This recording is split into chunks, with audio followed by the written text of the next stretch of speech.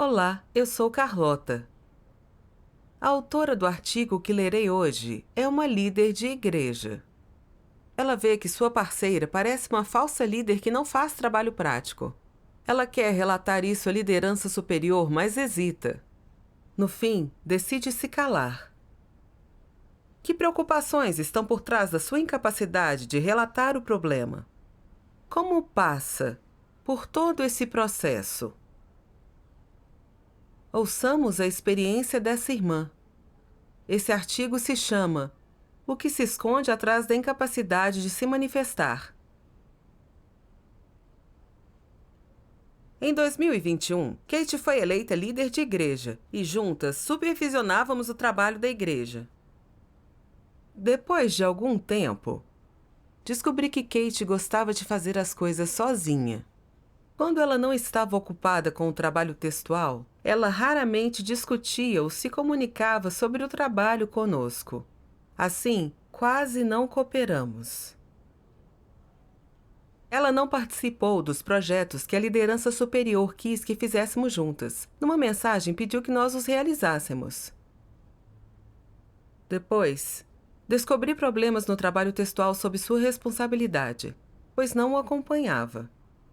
Joyce e eu nos comunicamos com Kate e lhe dissemos que ser líder era acompanhar todos os projetos da igreja e participar deles. Ela respondeu que não. Estava familiarizada com os projetos da igreja, que não entendia os princípios do trabalho nem sabia como acompanhar. E que podíamos cuidar dessas coisas. Que estava muito ocupada com o trabalho de textos, sem tempo nem energia sobrando. Uma vez, Kate recebeu uma carta, denunciando um líder de igreja e um diácono evangelístico por não seguirem os princípios em seus deveres. Kate simplesmente enviou a carta à liderança superior, que pediu que nós trabalhássemos juntas para tratar do problema. Depois disso, Kate me fez entrar num grupo de bate-papo e instruiu o irmão e a irmã que tinham escrito a carta a relatar quaisquer problemas diretamente a mim. Mandou uma mensagem dizendo que não tinha tempo para essas coisas. Por isso, não tinha lido o conteúdo da carta e a enviou para a liderança superior. Queria que eu visse e resolvesse isso. Após ler a mensagem de Kate, senti que algo estava errado. A liderança superior tinha acabado de pedir que nós cuidássemos do problema juntas. Como podia dar as costas e jogar esses problemas em mim e simplesmente se esquecer deles? Essa não é a atitude que líderes e obreiros deveriam ter em seu trabalho. Quando Joyce e eu conversamos com ela sobre como resolver os problemas no trabalho da igreja, disse estar ocupada e que não podia resolvê-los. Agora, a liderança superior pediu que nós duas lidássemos com essa denúncia juntas. E ela só deu a mesma desculpa. Ela havia sido líder por vários meses, mas não participava do acompanhamento nem da resolução de problemas. Ela se comportava como uma falsa líder que não faz trabalho prático. Deus comunicou as responsabilidades dos líderes em detalhes e foi específico em sua comunhão sobre como eles deveriam executar seu trabalho. Mesmo sendo nova na prática como líder, pela palavra de Deus havia coisas que podia fazer. Sem entender o trabalho e os princípios, ela podia ter acompanhado o trabalho. Mas Kate sempre dava desculpas de estar ocupada ou de não saber. Não agia segundo a palavra de Deus e não ouvia nem ao receber dicas. Não tinha uma atitude de aceitar a verdade. Pensei se deveria relatar sua conduta à liderança. Por um tempo, remoí esse problema sem parar e quis informar a liderança superior. Mas lembrei de quando Kate relatou o problema de um líder. Sem entender todo o contexto da questão, supus que ela julgava o líder sem se importar. Então a dissequei e expus duramente. Mais tarde, quando a liderança superior soube disso, lidaram comigo por ser injusta, por julgar e oprimir as pessoas, e até expuseram e dissecaram o meu comportamento numa reunião. Se eu a denunciasse à liderança superior, pensariam que eu a reprimia e excluía e tentava encontrar algo contra ela? Eu não podia passar essa impressão a eles. Se eu fosse dispensada por causa dessa carta, os riscos não seriam maiores que as recompensas? Por ora, não. Mencionaria seus problemas. Em junho deste ano, o trabalho evangelístico da igreja de Kate ia mal. Então, a liderança superior pediu que o irmão Jerry ficasse a cargo disso. Redesignaram alguns obreiros, e Jerry e vários supervisores discutiram e fizeram arranjos com base nos princípios, sem pedir a aprovação da Kate. Ao saber disso, Kate achou que Jerry não a levava a sério e o julgou pelas costas. Para ela, ele era igual ao anticristo que queria um reino próprio. E se não fosse, era um falso líder que não fazia trabalho prático. Kate estava minando as relações entre os irmãos e os supervisores. Incitou obreiros e supervisores a travar brigas internas por inveja, dificultando assim a execução do trabalho evangelístico. E arranjou que uma irmã participasse do trabalho evangelístico só para descobrir como ia o trabalho de Jerry, então ganhar vantagem sobre ele e poder se vingar. Mais tarde, ela se aproveitou de alguns pequenos problemas nos deveres de Jerry e os exagerou, e convenceu uma irmã a denunciar Jerry à liderança superior. Ela estava tentando usar a liderança superior para destruir Jerry. Eu fiquei chocada quando soube disso. Kate estava fazendo de tudo para atacar e banir obreiros em nome de seu status e reputação. Ela queria acabar com os irmãos responsáveis pelo trabalho principal da igreja. Ela não estava protegendo o trabalho da igreja. É como revela a palavra de Deus. A opressão pública das pessoas, a exclusão de pessoas, os ataques a pessoas e a exposição dos problemas das pessoas, feitos pelos anticristos, são direcionados. Sem a menor dúvida, eles usam meios como esses para alvejar aqueles que buscam a verdade e conseguem discernir os anticristos, com o objetivo de derrotá-los, fortalecendo, assim, sua posição.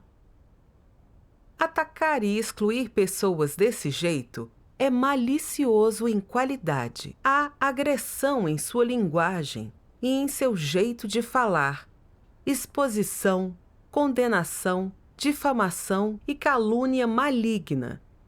Eles até distorcem os fatos, falam de coisas positivas como se fossem negativas e de negativas como se fossem positivas.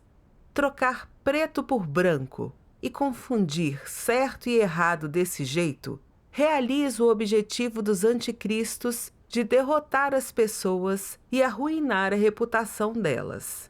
Que mentalidade gera esse ataque e essa exclusão de dissidentes? Na maioria das vezes, isso vem de uma mentalidade invejosa.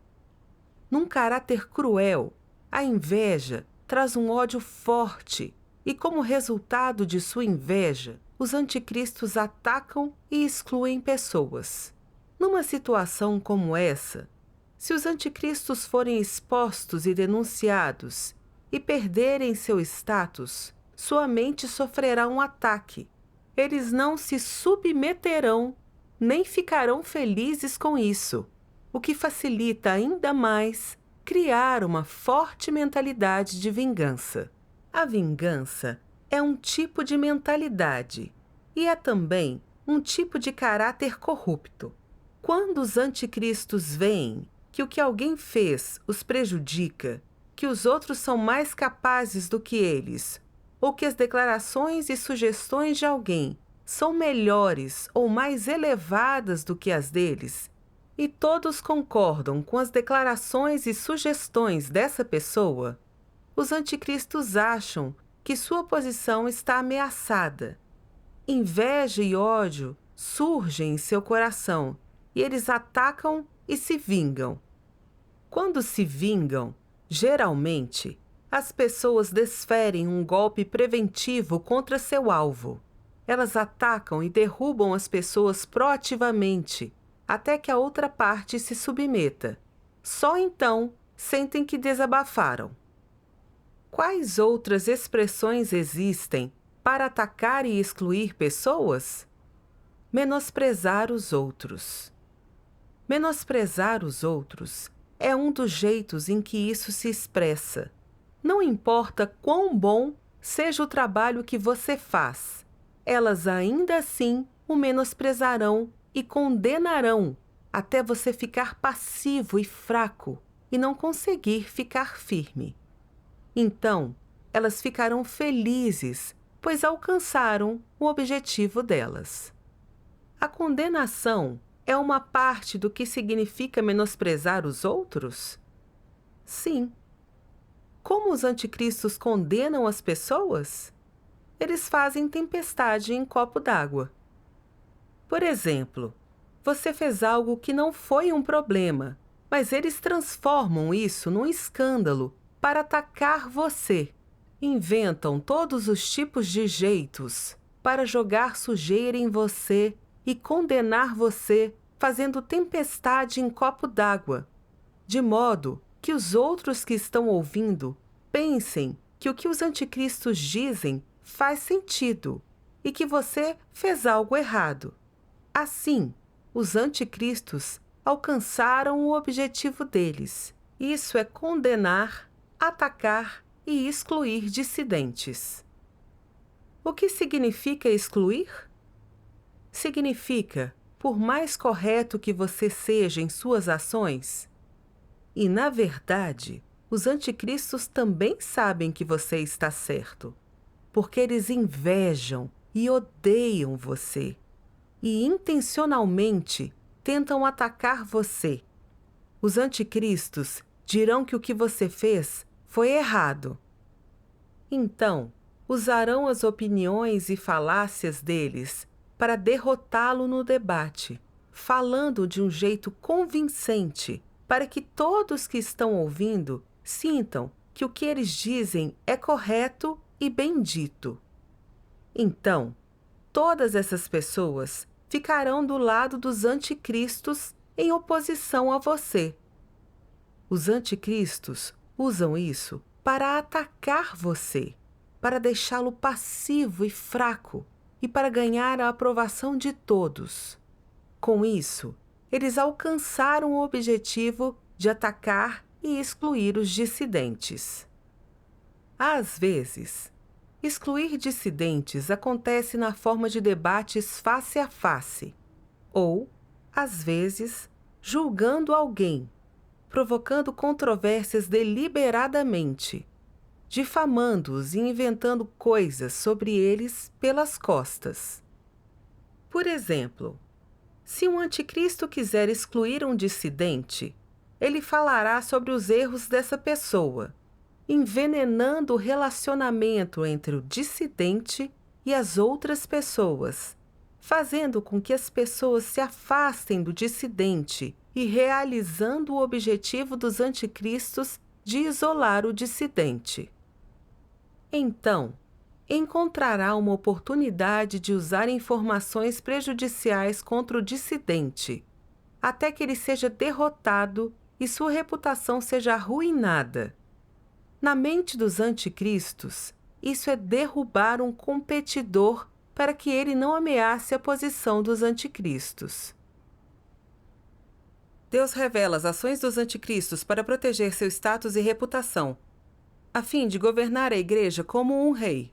Atacam e rejeitam aqueles que buscam a verdade e até desenvolvem ódio contra eles.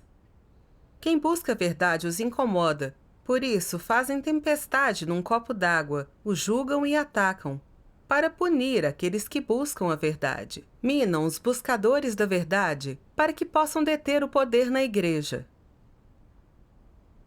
Kate semeava discórdia na igreja. Atacava e condenava Jerry, que administrava o trabalho evangelístico e até queria usar a liderança superior para puni-lo. Pior ainda, Ela não cooperava com os obreiros dela e sempre fazia as coisas sozinha, mas inventava boatos acusando a liderança superior de não trabalhar em harmonia, o que gerou preconceitos contra a liderança entre os irmãos. Ela fazia isso para alcançar seu objetivo de governar como um rei na igreja. Ela punia as pessoas e intencionalmente minava o trabalho evangelístico. Quando a liderança superior descobriu o que Kate estava fazendo, eles viram que ela era uma falsa líder nascida de um anticristo e de imediato a tiraram de sua posição de liderança. Minha parceira e eu nos comunicamos com Kate e analisamos sua conduta. Dissemos que incitar alguém a denunciar Jerry era sabotar e interromper o trabalho da igreja e que estava na senda de um anticristo. Ela não só se recusou a aceitar, como também se defendeu. Disse que não tinha segundas intenções, que só estava relatando um problema normalmente. Como isso interrompia o trabalho da igreja? Vi que se recusava a admitir seus erros, mesmo quando confrontada com os fatos. Ela discutia e se defendia. Lembrei-me das palavras de Deus. Quando nada aconteceu, você não consegue ver a atitude verdadeira de uma pessoa em relação à verdade. Quando as pessoas são podadas, tratadas e dispensadas, a atitude verdadeira delas em relação à verdade é revelada. Aqueles que aceitam a verdade são capazes de aceitar isso em qualquer situação. Se estão errados, são capazes de admitir seu erro, encarar a realidade e aceitar a verdade. Quanto àqueles que não amam a verdade, mesmo que o erro seja evidente, eles não admitem quando estão errados, sem falar em aceitar que sejam tratados pela casa de Deus. E quais são as razões que algumas pessoas têm? Minha intenção era fazê-lo bem, mas eu simplesmente não o fiz bem. Portanto, você não pode me culpar por fazer um trabalho ruim. Minha intenção é boa. E eu sofri. Paguei um preço e me despendi. Isso não é cometer o mal. Elas usam isso como razão e desculpa para não permitir que a casa de Deus lide com elas. Isso é apropriado? Não importa que razão ou desculpa uma pessoa use. Isso não pode disfarçar sua atitude em relação à verdade e a Deus. Esse é um problema que diz respeito à natureza e à essência de uma pessoa, e é o que mais fala do problema. Não importa se você encontrou um problema, sua atitude em relação à verdade representa sua natureza e sua essência. É a sua atitude em relação a Deus. A forma como você trata Deus se revela em como você trata a verdade. É isso mesmo. Aqueles que não aceitam a verdade jamais admitirão seus erros. Mesmo que façam o mal e interrompam o trabalho da igreja, vão dizer que suas intenções são corretas, querendo absolver-se de seus atos malignos e suas transgressões. Como se não tivessem intenções erradas, e mesmo que interrompessem o trabalho da igreja, você não deveria responsabilizá-los. Percebi que Kate era assim. Ela estava sabotando, interrompendo e punindo as pessoas em segredo, enquanto se justificava, dizendo que não tinha nenhuma intenção de cometer o mal. Recusava-se a admitir seus erros, mesmo diante dos fatos. Ela rejeitava completamente a verdade. Kate também dizia que não era líder por muito tempo e que não entendia muita coisa do trabalho.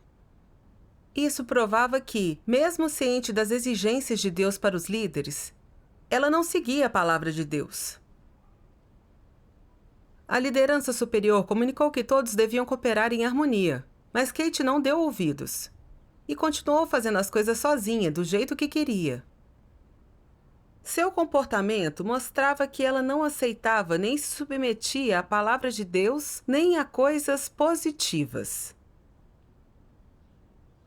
No fim, ela até quis punir o irmão Jerry, para destruir o trabalho evangelístico para o bem de seu status e nome. Isso era prova suficiente de que ela não defendia o trabalho da igreja nem de longe, que por natureza não amava nem aceitava a verdade. E que sua dispensa era totalmente a justiça de Deus. Essa percepção me permitiu um discernimento melhor dela. Também refleti sobre mim mesma.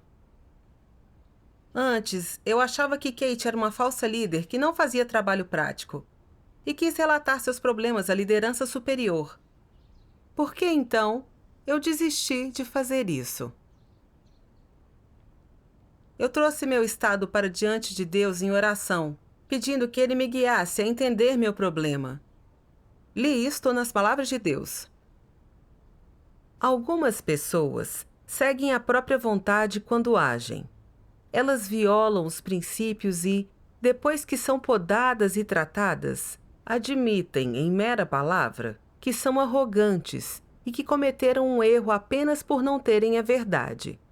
Contudo, em seu coração, ainda se queixam.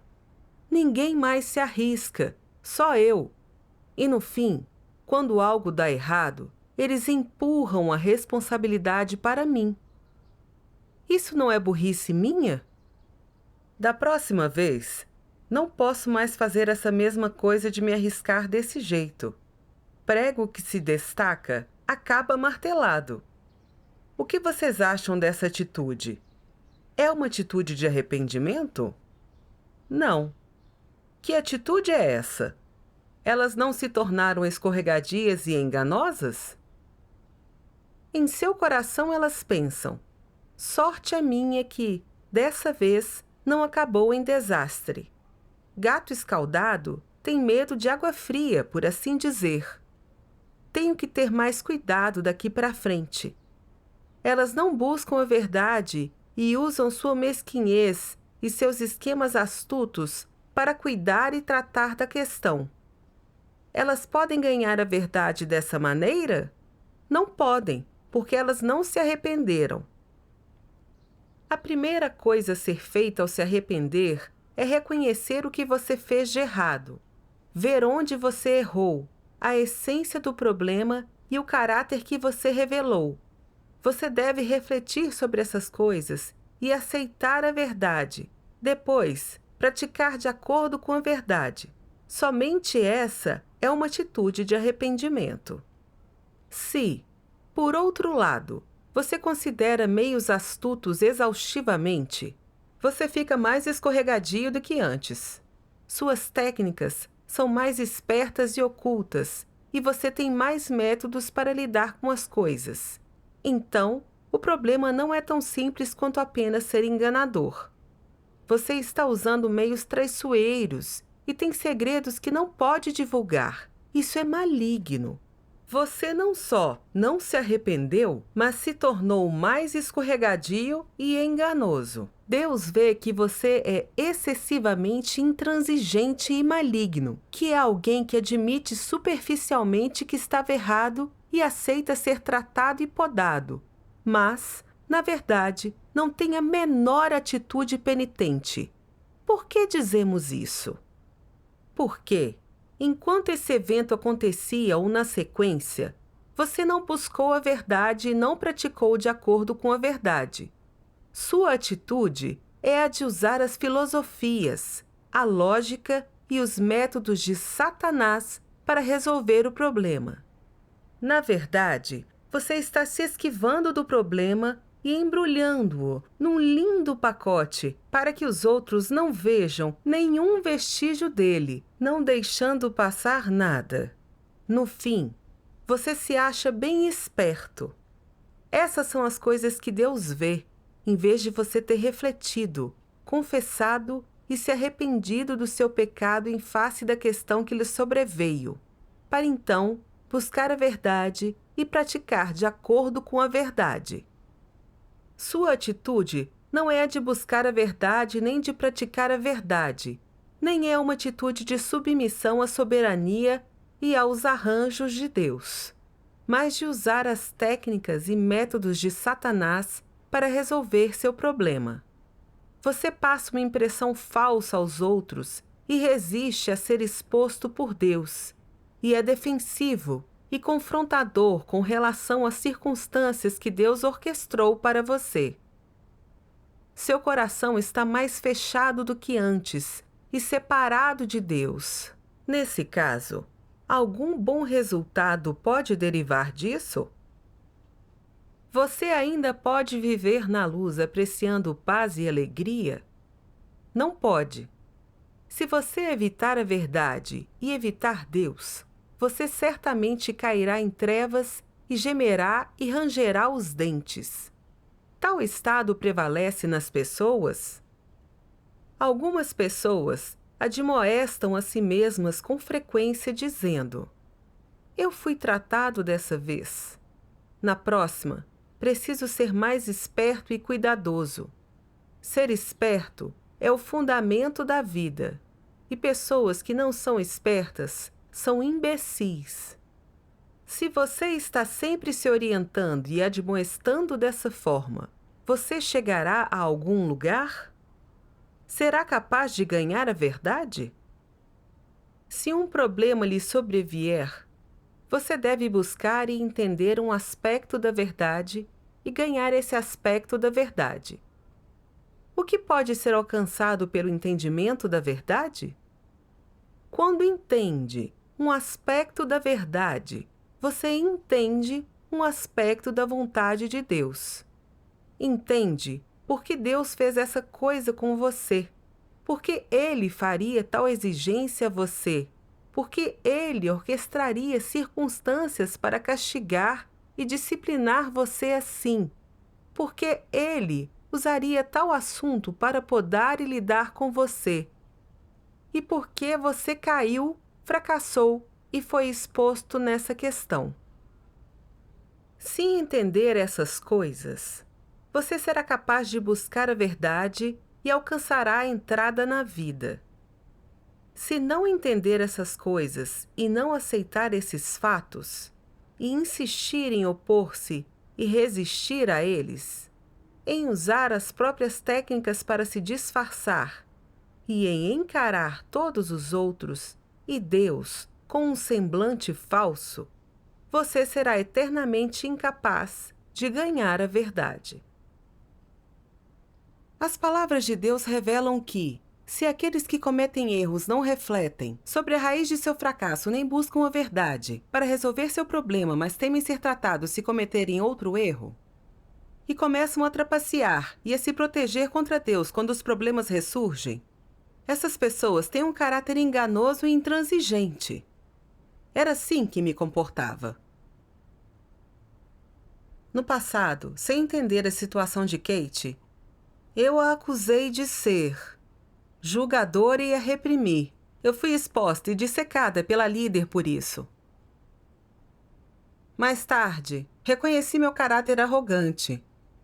Alertei-me de que esse fracasso era uma transgressão na minha vida como uma crente. E eu sabia que devia aprender uma lição e não cometer esse erro de novo. Mas, ao mesmo tempo, desenvolvi uma defesa contra Deus. Eu tinha muito medo de que, se eu voltasse a oprimir alguém desse jeito e definisse que eu trilhava a senda de um anticristo, meu trabalho como líder chegaria ao fim e eu perderia toda a minha dignidade. Assim, dessa vez, quando descobri que Kate era uma falsa líder que não fazia trabalho real, eu não ousei denunciá-la e estava cheia de receios. Temia que a líder pensasse que eu era dura demais com ela e que, ao criticar e insistir nas coisas, eu oprimia e excluía a Kate. A fim de proteger meu status e reputação, decidi ficar calada. Eu temia que a denúncia se voltasse contra mim e ameaçasse meu status. Relatar o problema de Kate era algo normal, mas apreensiva. Imaginava o que a liderança superior pensaria e fiquei na defensiva contra ela e Deus e o enganei. Fui tão enganosa. Kate semeava discórdia, perturbava e sabotava o trabalho evangelístico. Deus a estava expondo e protegendo o trabalho dele. Vi que os pensamentos, intenções e ações de pessoa nenhuma escapam do escrutínio de Deus. Por quê? Eu não confiava que Deus via todas as coisas. Porque eu sempre temia ser dispensada pela líder se eu só estava relatando o comportamento de Kate, de acordo com o que eu tinha visto, sem nenhuma intenção de reprimi-la. Em meus devocionais, li uma passagem da Palavra de Deus que me deu um entendimento melhor do meu problema. As palavras de Deus dizem: se você não tem fé verdadeira em Deus e não acredita que a verdade reina na casa de Deus, então você não pode realizar nada. Muitas pessoas não entendem a verdade. Elas não acreditam que a verdade reina na casa de Deus e não têm um coração que teme a Deus. Elas sempre acham que todos os funcionários do mundo só protegem os interesses uns dos outros e que a casa de Deus deve ser igual. Certamente, não acreditam que Deus é a verdade e a justiça. Portanto, uma pessoa desse tipo só pode ser chamada de incrédula. No entanto, uma minoria das pessoas é capaz de relatar problemas práticos. Pessoas desse tipo podem ser chamadas de pessoas que protegem os interesses da casa de Deus. São pessoas responsáveis. Há muitas pessoas que não resolvem problemas severos quando os encontram, nem os relatam ao alto. Elas só começam a relatar o problema e a sentir sua severidade quando o alto o investiga diretamente. Isso atrasa as coisas. Portanto, não importa se você é um irmão ou uma irmã comum, ou um líder ou um obreiro, sempre que encontrar um problema que você não consegue resolver e que diz respeito aos princípios maiores do trabalho, você sempre deve relatá-lo ao alto e buscar a orientação dele em tempo hábil. Se encontrar problemas ou dificuldades desconcertantes, mas não os resolver, algum trabalho será incapaz de progredir. Terá que ser deixado de lado e interrompido. Isso afeta o progresso do trabalho da igreja.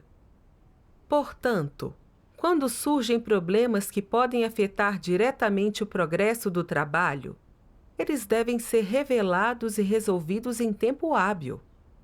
Se um problema não é fácil de resolver, você deve encontrar pessoas que entendem a verdade e pessoas especializadas na área. Então, se sentar com elas, investigar e resolver os problemas com elas. Problemas desse tipo não podem ser adiados. Cada dia que você atrasa sua resolução é um dia de atraso no progresso do trabalho. Não é uma questão de impedir uma pessoa. Isso afeta o trabalho da igreja e também como os escolhidos de Deus cumprem seus deveres. Portanto, quando você encontra um problema ou dificuldade desconcertante desse tipo, ele deve ser resolvido. Se você realmente não consegue resolvê-lo, relate-o rapidamente ao alto. Ele o resolverá diretamente ou lhe mostrará a senda. Se um líder é incapaz de lidar com problemas desse tipo e fica sentado com o problema, em vez de relatá-lo ao alto e buscar orientação dele, esse líder é cego. Ele não tem cérebro e é inútil. Ele deveria ser dispensado e removido de sua posição. Se uma pessoa inútil desse tipo não for removida de sua posição, o trabalho da casa de Deus não poderá avançar. Ele será arruinado nas mãos dela. É preciso tratar disso imediatamente. Qualquer problema ou dificuldade desconcertante que você encontrar em seu trabalho, contanto que possa afetar como o povo escolhido de Deus cumpre seu dever, ou impeça o progresso normal do trabalho da casa de Deus, ele deve ser resolvido em tempo hábil. Se você não consegue resolvê-lo pessoalmente, você deve encontrar várias pessoas que entendem a verdade e cooperar com elas para resolvê-lo.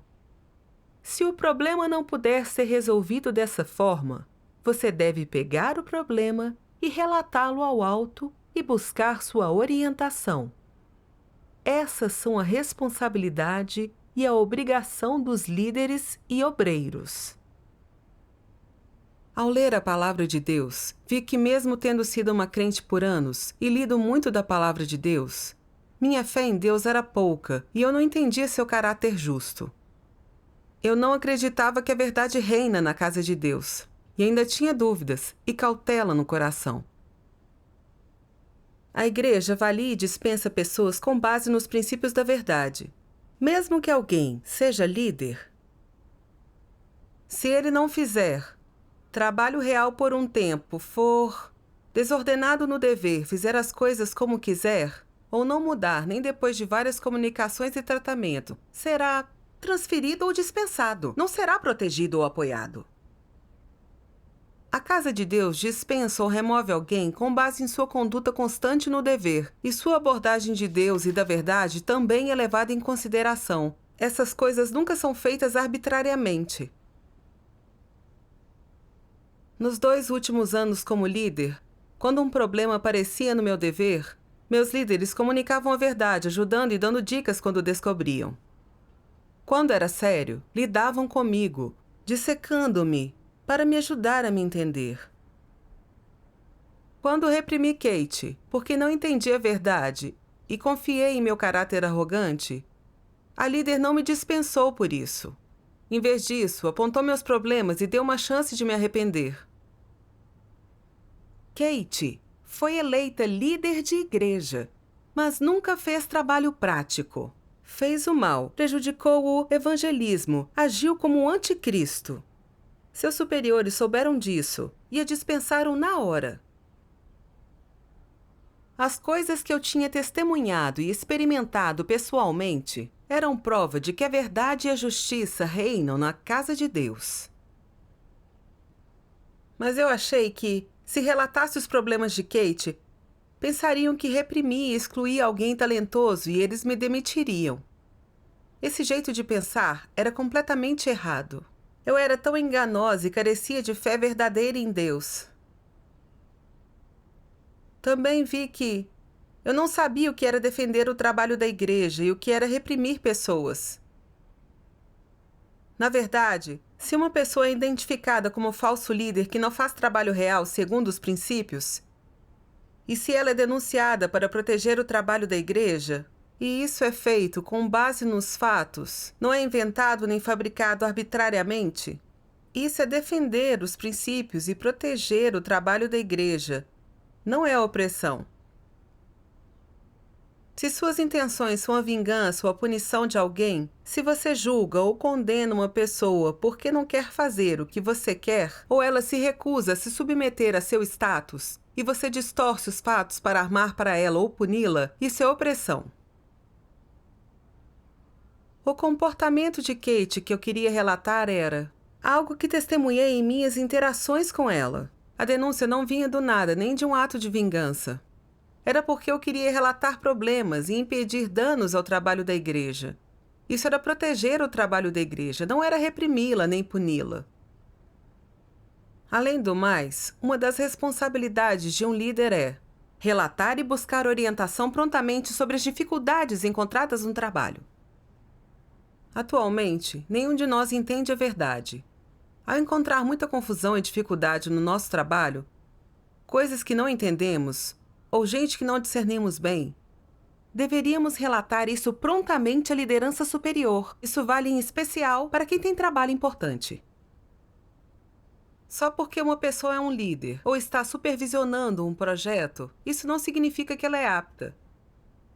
Porque antes de uma pessoa ganhar a verdade, ela poderá seguir seu caráter corrupto e interromper o trabalho da igreja a qualquer momento. Nunca se sabe quando ela pode se desviar e resistir a Deus. Denunciar alguém não é fofocar, não é fixar-se em suas deficiências, nem é criticá-lo, mas é buscar os princípios para discernir e tratar os outros. Isso é para defender o trabalho da igreja. Se for determinado que essa pessoa está bem e que o problema está em como você a discerne, então, ao denunciar a liderança superior e buscar comunhão, será capaz de aprender os princípios e tratar as pessoas justamente. Se por meio da busca for determinado que o trabalho dela apresenta problemas, você também poderá se comunicar com ela, ajudá-la a os reconhecer e a cumprir o dever segundo os princípios. Isso é benéfico para o trabalho da igreja e para os irmãos. É claro, aqueles que têm humanidade pobre e não defendem o trabalho da igreja devem ser transferidos ou dispensados prontamente, para não impactar o progresso do trabalho. Portanto, é dever e responsabilidade dos líderes denunciar problemas prontamente. Quando entendi a vontade de Deus, decidi que, se eu descobrisse problemas em outro líder de igreja ou supervisor, eu discutiria, prontamente, qualquer dúvida com os meus colegas. E se não entendessem o assunto, o relataria à liderança superior e buscaria os princípios. Não consideraria só os meus interesses, nem seria egoísta e enganosa.